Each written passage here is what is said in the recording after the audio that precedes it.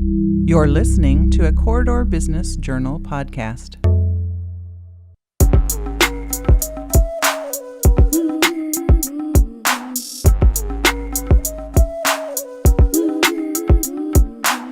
It's time for straight talk about diversity, frank questions, honest answers, and real insights. It's Diversity Straight Up, brought to you by Green State Credit Union, with your hosts Sarika Bhakta of Nikea Diversity Consulting and Anthony Arrington of Top Rank Professional and Executive Search Firm. Diversity Straight Up, brought to you by Green State Credit Union, is a Corridor Business Journal podcast. On today's episode, business leader, social impact advisor, and author Michele Sullivan. Always take the high road. When I'm given a hard time or something, I really try to make it a teaching moment on the positive side and either correct someone very politely or you politely kind of ignore them to move on. But I do think whichever way you choose, if you do it politely so that they save face, I think that's a much higher and more effective teaching moment. We'll be right back. Green State Credit Union is proud to sponsor Diversity Straight Up. Established in 1938, Green State is Iowa's largest financial cooperative, serving nearly 250,000 members of all walks of life. Green State's products include checking accounts, loans, investments, insurance, commercial services, mortgages, and credit cards. Profits are returned to members in the form of better rates on deposits and loans. We encourage you to learn more at greenstate.org. Green State is federally insured by the NCUA and is an equal housing opportunity lender. Welcome to another episode of Diversity Straight Up, brought to you by the Corridor Business Journal. We are at season 2, everyone. Thank you for all the love, support, and commitment to help us continue on this journey. I'm your co-host, Sarika Bhakta. And I'm Anthony Arrington, and we're looking forward to a great show today. It's going to be an exciting time. It's going to be, we're going to have a great conversation. We've got a wonderful guest, and we're looking to have a great conversation today. Yes, before we get to Michele Sullivan, there's something on my mind. Something's on my mind, Anthony. It's election time. It's election time, Sarika. How'd you know that was on my mind? Had to be. Countdown, 19 days till the U.S. presidential election. I know that we talk about diversity. Politics is part of the diversity conversation. It's part of our multi-dimension, our ideological beliefs when it comes to politics. I also have heard from a lot of employers now leading up to the election, as well as post-election that week, how are we going to be able to support the high emotions that are going to be occurring in the workplace with their employees, as well as what's happening in the communities? You know, it's going to be tough, Sarika. There's going to be a lot of emotion that week. I mean, if we're being straight up honest about it, there's going to be so many emotions, and the question is, what are leaders going to do within their organizations to allow that space? No matter how the turnout, I think it's going to be important to allow open conversations. You know, I know if I were leading a company, one of the things I may do is be proactive about my conversations. Maybe there's a statement that the organizations need to make to their staff, to their colleagues, to remind them again of it's okay to feel comfortable. I know some organizations are allowing vacation times and taking days off. Whatever it takes, as one of our prior guests on the show said, whatever it takes.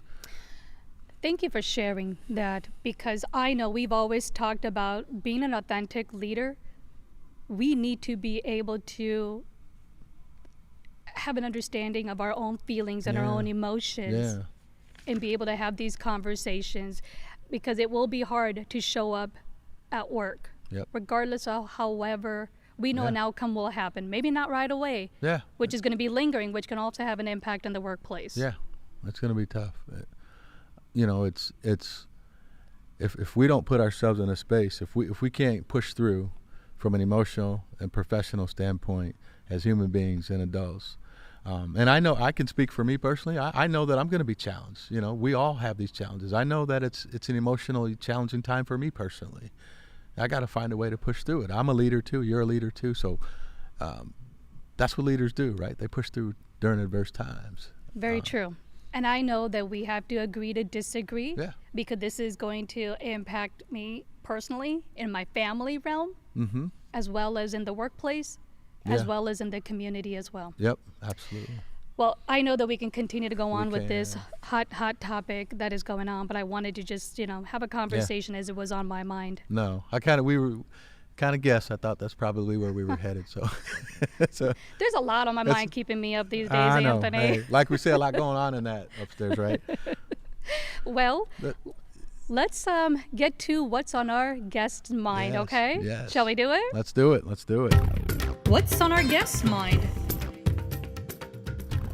Well, we have with us Michele Sullivan. She is a globally recognized leader and advisor in social impact, TEDx speaker, and author.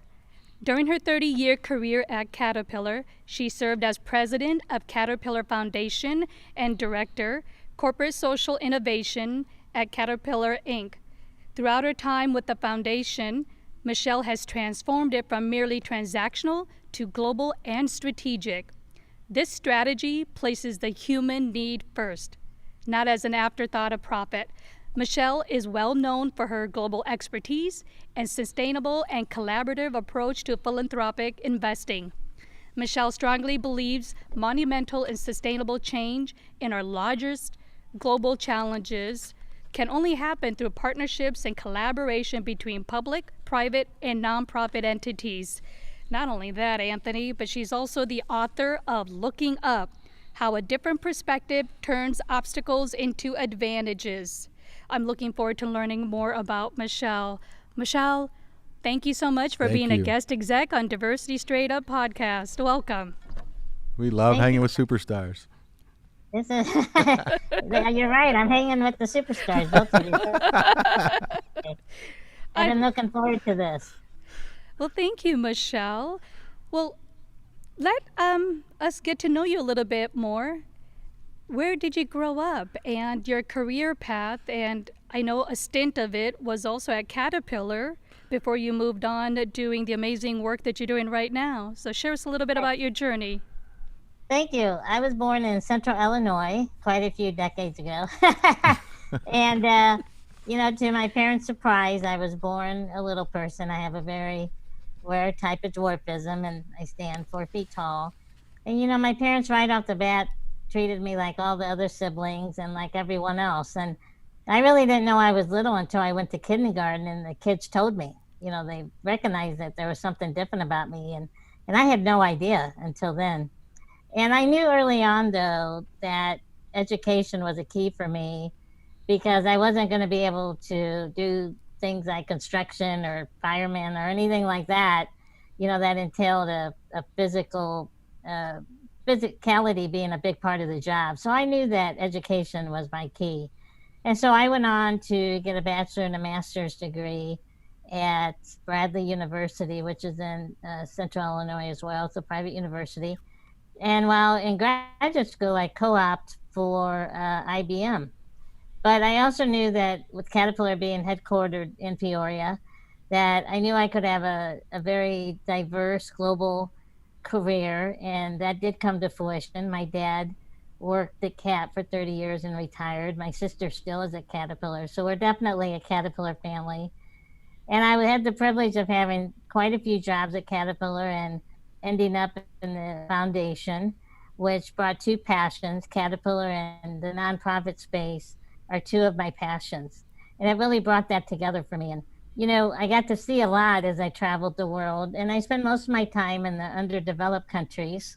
Mm-hmm. And so as you talked about the election, what struck me really was that we have to remember that we still are one country and we are one people. However it turns out, Yeah. in your favor or not in your favor, we still have to be one, because as you look around the world when there's an election or not even an election, Right. So many people are stifled that they don't even get to vote.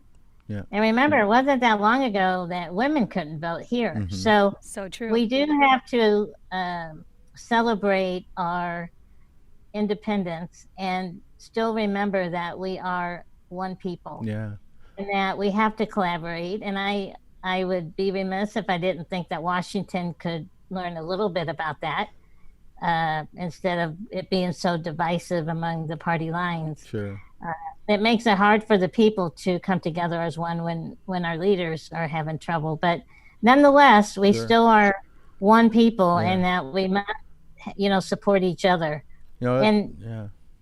Just look around the world. When I was in Africa my last time a couple of years ago, just in the week I was there, several countries on the continent had changed leaders just because of a coup or something. Mm-hmm. And we don't have that here. Right.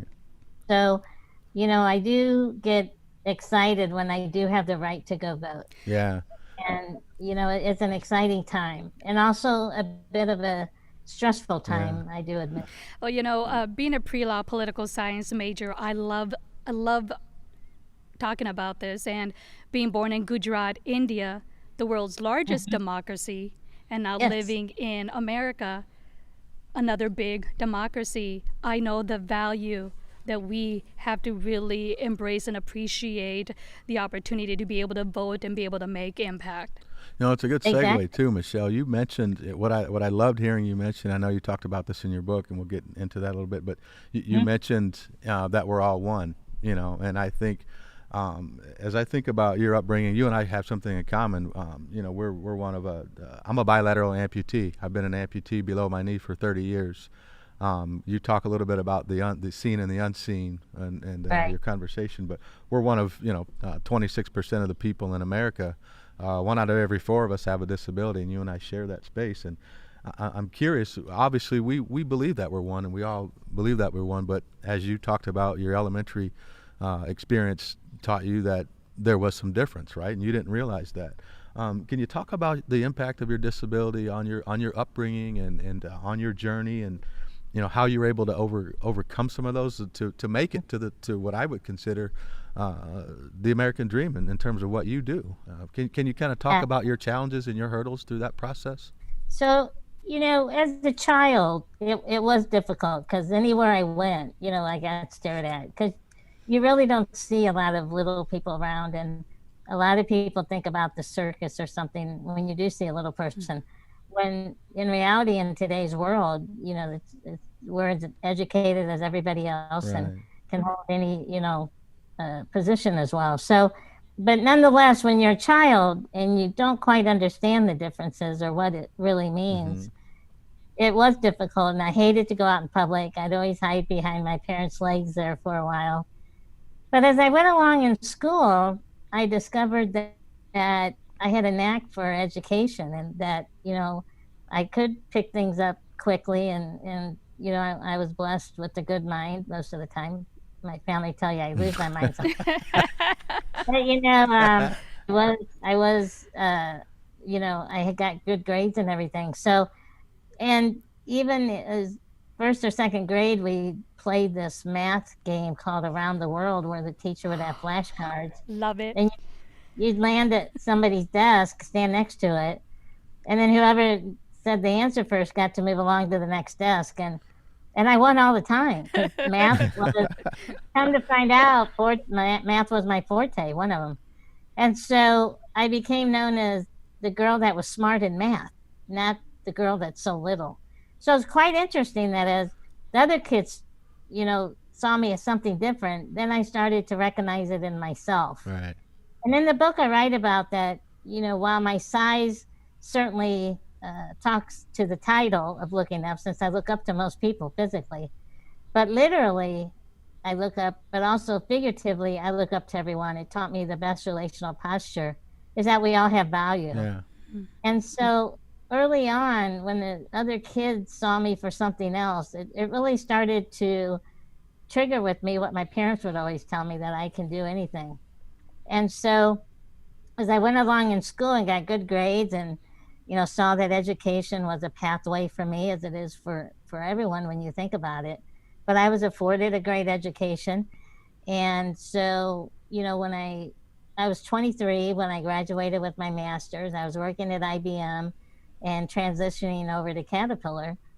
And I felt like I needed all of that so that I would be on par with everybody else when I interviewed. And, I got on at Caterpillar, now 32 years ago. I retired 2 years ago. And I had a great career. And they were very open. And when I got the Caterpillar Foundation job, which is one of the most visible jobs at Caterpillar, because it's such a global company, it really showed me and others that, they go by, who does the job.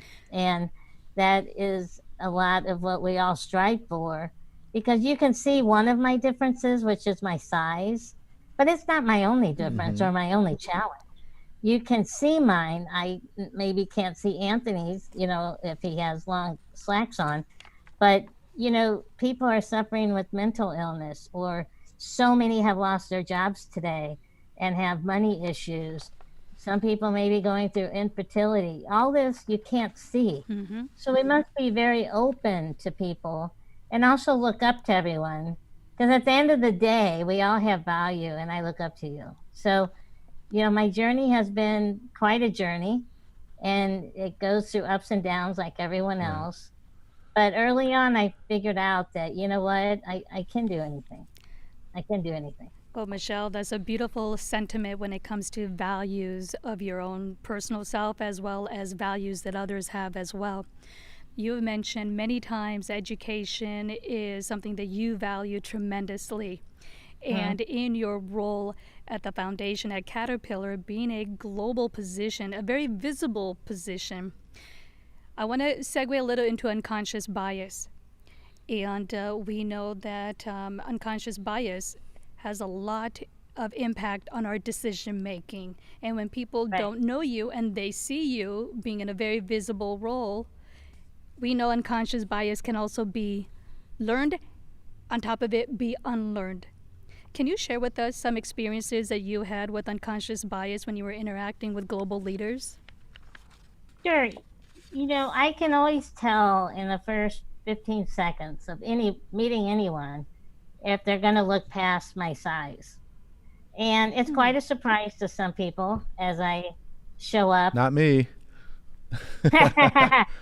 And but I have to say, whenever I would meet with, especially prominent leaders, they know quite a bit about me before I ever show up, because there's been a lot of dialogue before the actual meeting. But with that being said, in other countries, someone, with my dwarfism or disability, whatever you want to refer to it as, are not open to people like myself.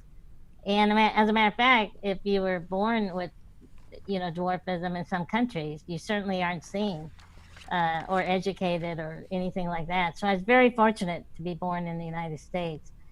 But they all knew that I was there representing the Caterpillar Foundation, and we were ultimately both working on making the lives better for those who, most of the time, we were working on poverty. So we were both there with the same mission, and that Caterpillar cared and really wanted to make a difference. And I happened to be the person in the chair sitting there with them, working on the same issue. So it really, as we would talk, you could tell it really didn't matter, that I am Michele first, who happens to be a little person. Right. And so it really is a non-issue for me and for them. And we really got to some great collaborative programs that made a big difference in a lot of people's lives. So I have to say that I really did not have a lot of struggles in that role, because they knew that, one, Caterpillar carries a big brand, global brand. Right. And so, everywhere I went, Caterpillar is covered by, or that area is covered by a Caterpillar dealer. So they're very familiar with Caterpillar. So they were thrilled that Caterpillar showed up. Alliant Energy is a place where I can create the future, where my skills, creativity, and new ideas make a better tomorrow. I help deliver the energy powering moments that matter to you. It's where we care about the environment and our neighbors, a place where my talents and skills grow. My job isn't a job, it's my passion, my place, my purpose, because I am energy. See how you can put your energy to work at alliantenergy.com/careers. As a global citizen, you're recognized differently as a person with a disability in the United States than other areas of the world where you could be ostracized, considered a person who was cursed, right, at birth. Right. But you've been able to, as a leader, use your power, platform, privilege to really drive that purpose in those areas of the world and get past that bias that Sarika mentioned. And it brings me to something else that I was listening to. I was listening to your podcast, and you talked a lot about, I was listening to your TED Talk, and you talked about your travel and some of the everyday challenges with travel that many people don't think about, whether it's your wheelchair or us. And I'm with you, because we get frisked every time we go to the airport. Right. We have to go through the frisking that other people don't every single time. It's not even. I call it legalized groping. It is. It's legalized groping, and I'm with you. And I've been trying to work with the TSA on different avenues for that, but go ahead. Right. The one thing that stuck out to me, though, is you talked about, you had a couple scenarios where you talked about once people got to know you, the baggage claim handler, the agent, and you got to have conversations, you really got to teach them something, or they learned something about you. I was really intrigued by the gentleman that you sat next to in the plane that saw you in the bathroom and you had this embarrassing moment, but you used that opportunity to have conversation with him because he happened to be sitting next to you in the plane, and you said by the end of that plane ride you guys were like friends, and you were able to pretty much teach him something about life. And so how do you use that platform and your privilege to do that constantly, and how does that affect your leadership style, how you communicate? Because you seem to have what you say, that gift of gab, and how does that work? You know, I find that to make people comfortable, and this is a whole chapter in the book, if you make the first move, meaning I go up and start the conversation, I still can tell if they're going to shut me out, and then I move on. But most of the time, people are relieved and they just start talking to you. Mm-hmm. And so I do think that making the first move is a wonderful way to break the ice. And it helps them as well. And again, always take the high road. When I'm given a hard time or something, I really try to make it a teaching moment on the positive side, and either correct someone very politely, or you politely kind of ignore them to move on. But I do think whichever way you choose, if you do it politely so that they save face, I think that's a much higher and more effective teaching moment than if you react to their ignorance. A lot of times it's ignorance and I don't mean it in a bad way, but they don't know about little people, for instance, or someone like in your situation. They've never had to deal with it. And so I truly don't think it's on purpose. I think it's more out of ignorance that they've never had to deal with someone or maybe seen a little person. So I try not to take it negatively on their part. So I really try to take the higher ground and make it a better teaching moment that way. And so when the gentleman did open the door on me in the bathroom on the plane, you know, he was more embarrassed than I was. I was sitting down. So, but what are the odds of him sitting across from me on an airplane? Right. And as I stepped out and I saw him there, then it was hard for me because I could see his face. And so as I walked towards him, I leaned up towards him as I, got to the row. And I said, "Are you going to remember this as much as I am?" And of course he is. So, humor is a wonderful thing because he laughed and it broke the ice. Yeah. And I wanted him to know that, it was an accident. And, I don't think anything about it. So as we talked, through the rest of the flight, he forgot about it. I'm sure he didn't completely forget about it. I'm sure he's not talking about it like I do. I don't know that I would talk about it if I opened the door on someone. But, I wanted him to know that, it's fine. We're still good. Right. And when the plane landed, he had noticed when I got on that somebody put my bag up above. And he asked if he could get my bag down. And he probably wouldn't have done that had we not chatted and got to know each other. Right. He would have gotten off the plane without giving it a second thought. And so when you think about it, it ended on a good note, and we both learned something. Do you have a lot of those moments as a leader, where those teaching moments? Because I see the analogy there of, with a race in an office, right? In a lunchroom, Right. maybe. Exactly. There's a lot of white men right now who are afraid to say things because they're afraid to make a mistake. And it's an opportunity to be a teaching moment. Yep, I understand that too. And, obviously being a white person, I understand that because, we want to learn too. So if you do say the wrong thing and someone jumps at you for whatever reason, you're really not allowing that person to learn, because most of the time people don't mean to hurt somebody's feelings. Right. I'm not saying it doesn't happen, because Right. it does. But we still are one, and we need to, really be open to each other and what each other's challenges are. And also, how do we collaborate to make a difference? And our differences bring us together. And remember, we thrive because of people, not in spite of them. And the purpose in life is to thrive, not just survive. And so I really hope that we, come together more than we are today in every way, whether it's race, religion, you name it. It seems like, everybody has an opinion against some other group. And I really hope that, we can come together more and learn from each other and take a higher learning and teaching moment. And as a leader, the best thing you can do is, trust your folks and say, I do believe in you.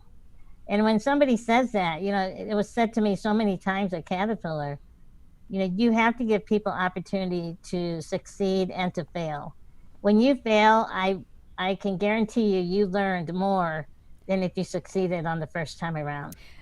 Michelle, I always think about it being like the growth mindset. We always want to be lifelong learners. And Yep. we do learn a lot when we don't get to those outcomes that we thought were going to be optimal. Right. And, Exactly. There's a lot of intersectionality that we all have. And I want to talk a little bit about you and women's empowerment and girls' empowerment. I know that is something that you also believe dearly in, and also go on the speaking circuit to really inspire and empower this group as well globally. And I think that you gave an example of injustice for women by saying that an 11-year-old girl should not be getting married. In my Right. culture, being Indian, I have seen so much around marriage know. because that is such a huge bedrock of institution. It's a very Right. patriarchal culture as well. So as a girl who's young and gets married, she's going from one patriarchal family and being transferred as an object to another patriarchal family. So when I, read this, it really hit me. Share a little bit about your thoughts on this. Oh, I'm sure it did hit you, and you're right. That is one country that definitely, has a different culture than what I grew up in. And so one of the pillars of the Caterpillar Foundation was to really elevate the opportunities, education, and basic human needs for girls and women, because as the family goes, it's because of the women in the family. In the United States, if you ask most people, who makes the family go, they would, if they're honest, are going to tell you it was the mother. Mama, I'm going to tell you, it was Mama. Yeah. Yeah, exactly. And, I was raised by a strong woman. So, when you think about it, getting them educated early on their health is better. They're less likely to get married at a younger age. They're more likely to be involved in civic leadership. They're more likely to go on to support the family, because women also put much more of their money back into the family than men do. And that's also what supports the family. So if you really want a community to strive, you can't leave half of them behind, and that's the girls and the women. It won't succeed. And so when you think about how do we lift women and girls up, it's through those pillars that I just talked about that we invested heavily in, especially in the underdeveloped countries. But even here in the United States, we have a long way to go. A lot of the women's rights, are, I would argue, being threatened right now, and we can't have that. Yep. So We can't have that. Michelle, just to piggyback on this, especially now with a global pandemic, we know that it is impacting women and working women, as well as women that are, taking lead in the household. And there's a lot of studies that are coming out, and some of the data is indicating that this is going to have an impact on women and their professional career and aspirations and trajectory. What do you think about this? And what are some solutions you would offer them? Right. Obviously, I hope not, but being a realist, I think it will hurt them. And I think that we have to continue to remain strong and be supportive of each other. And also the men have to recognize that, the women are as successful as anyone, and that they make great leaders. And that's been shown, time and time again. And so, we need everybody to lift everybody up. Minorities in general, not just women, by the way. This is minorities in general. That diversity to me is more than just race and what sex you are.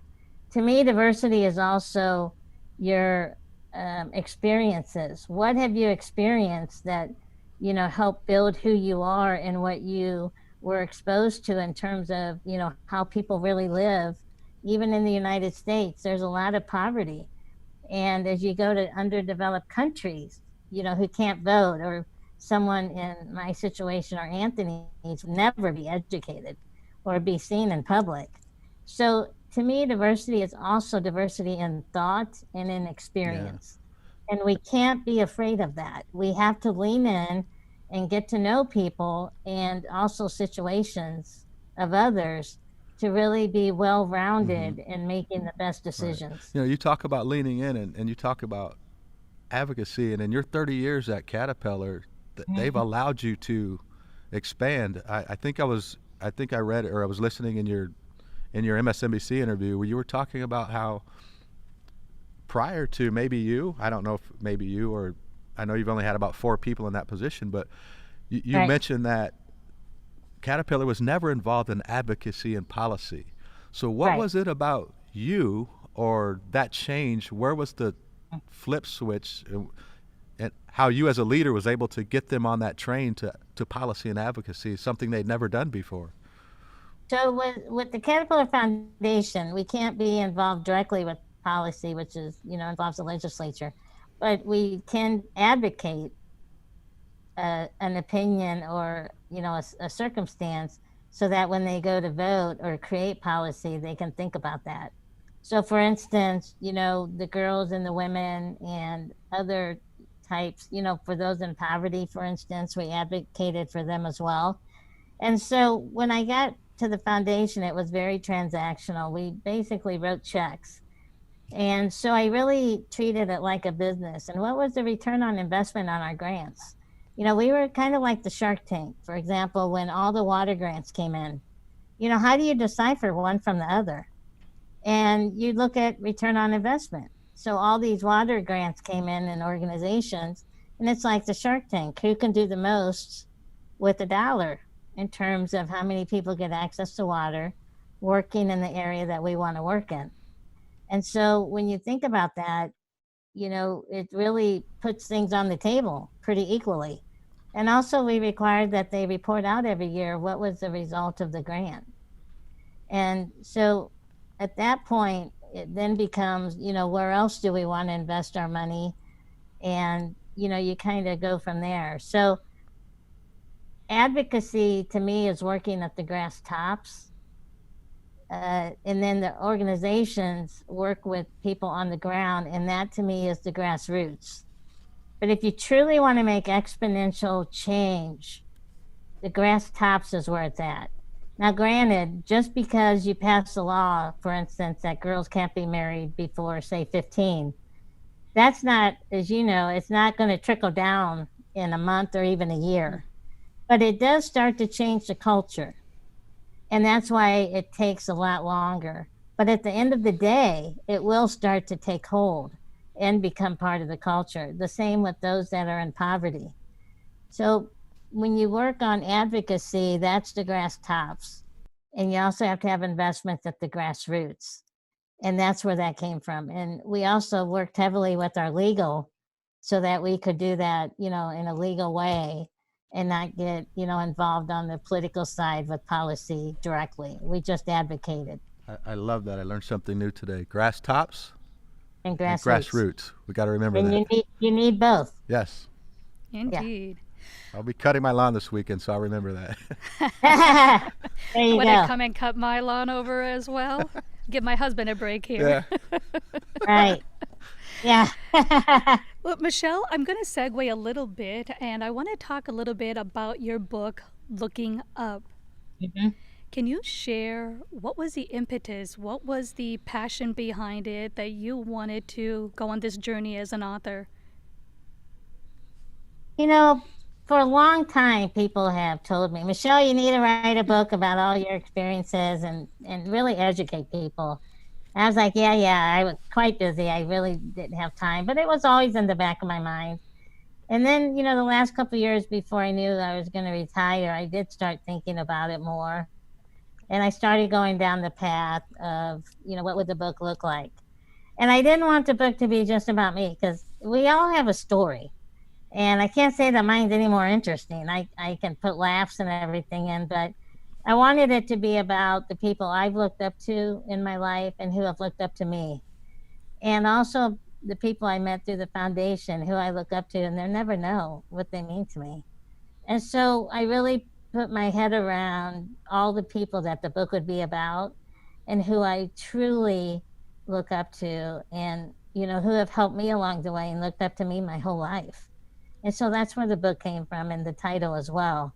Looking up really means about looking up to everyone and really seeing the value that we have. And I really hope after the election, we all can get our head around more of that instead of really dividing us. Well said. And I'm afraid it may take a while, but I'm really hoping that we can come together more than we are today and really look up to each other. I am a firm believer that humanity, we're always going to continue to evolve. That also means our belief systems as well. And if we can continue to engage in crucial, courageous conversations, I think it's going to continue to allow us to be able to move in that direction. As long as we can meet people where they are on their equity, diversity, inclusion, and engagement journey, but continue to move forward without blaming and shaming, I think there's going to be a lot of opportunities for sure. Good point. And respect everybody. Good point. We're lacking that today.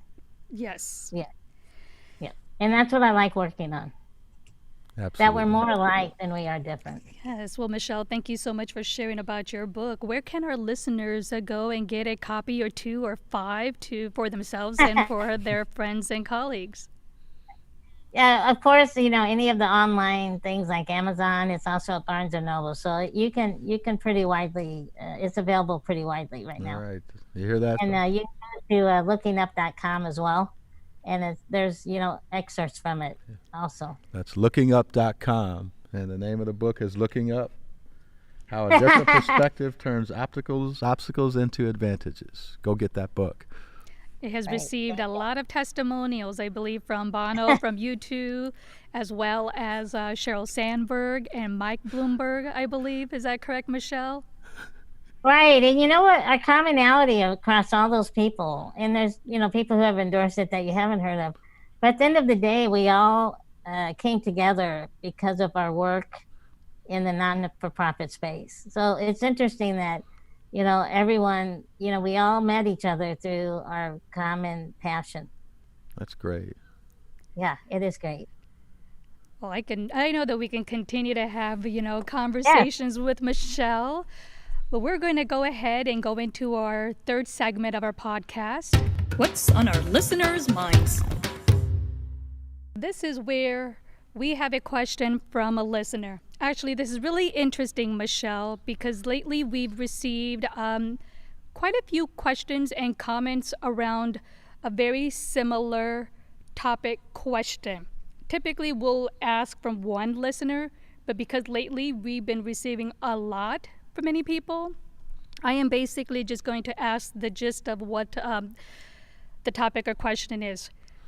Right now, around equity, diversity, inclusion industry, there's been an administrative executive order around diversity training, which has an impact with the federal government as well as the agency, as well as, contractors that do business with the federal government, where training on unconscious bias around white privilege as well as race relations, there could be fines, penalties, should this continue. And these are questions or topic that we usually ask our guest exec. And Michele, this one is for you. One of the first things we always do when we want to make a change is we want to count. You count how many diverse candidates you have, etc. And most of the time it's based on race and sex, when, as I said, there's many other types of diversity as well. So just because you send somebody through training, any type of training, doesn't mean that it's going to take. And that's my problem with just diversity training. I think we learn more when we actually experience it. Mm-hmm. But I also know that until you really force an issue, whatever the issue is, it's not going to get started most of the time. So diversity training is our way in the door to really broaden people's minds. But we have to go farther than that and really embed, diversity as a whole within the organization. So I would definitely continue to not only do the diversity training, but really live by the values of what it's intended to do. And so it's not enough just to train, but you have to really execute within the culture and walk the talk, or it's not going to work. Now, the other side of it is, it's not going to change in a week or a year. And people want it to change very quickly, because you do have to have the right people in the right job. At the end of the day, you still have to do that. But we need to be open to who that pool that you're going to pick from is. And we all have unconscious bias. I have it. I took a lot of training in unconscious bias, and it was quite an eye-opener for me. So we all have it. So we all are struggling with this. We don't recognize it, though. And we really have to work hard to recognize it. So how do we really broaden the pool of people that we're looking at who can and are qualified to do the job? And if we need more diversity, which we obviously do, there's no question, how do we get that pool of people ready so that we can bring in more diverse candidates and have them ready to take on these roles? So I think just like we worked early on in a child's life with the foundation, how do we work earlier in the process to get more diverse candidates ready and willing to, take on these positions? I think we have to work early on in the process, not just when a job comes open. We need to be working way before that to give them the experience and really evaluate who can do the position and who can't, not based on what they are, but what their skill sets are. But we also have to make sure that everybody gets the same benefit to really get those skill sets early on. And I'm not sure that we're doing that. Right. Does that make sense? Yes. Thank you, Michele. We appreciate you providing response to some of our listener questions around certain training that the executive administration is looking at banning, unconscious bias being one of them as well. So we know that diversity in of itself is not going to be the magic pill with just a training. Right. It has to be a very integrated, multifaceted approach, strategically, intentionally, to embed it throughout the organization and the firm and in our communities. This starts early on in a person's life. I always say brush your teeth moments, and at the end of the day, you have to look at yourself in the mirror every day. Absolutely. And it really starts with you, right? And your children. Yeah. And the youth. Yeah, exactly. I agree, Michele. Yes. Exactly. Yep. All right. Well, we're going on to another portion of our podcast. This is a fun one, Michele. This is where we have fun tossing a diversity thumb ball. It's a softball, so don't worry. I know my aim is horrible, and I probably knock a lot of Joe's equipment to the floor. Right. But I think, Anthony, if you show it to Michele, she'll see there's a lot of questions and prompts on the diversity ball. Okay. So what we're going to do is we're just going to toss it back and forth, and we're going to take turns, and Anthony will actually toss one up in the air, and wherever his thumb lands, he's going to read the question or the prompt, and then that'll be yours to answer, and then we'll take rounds with each other as well. Okay. So it's a virtual ball we're throwing. I wish we could make it work.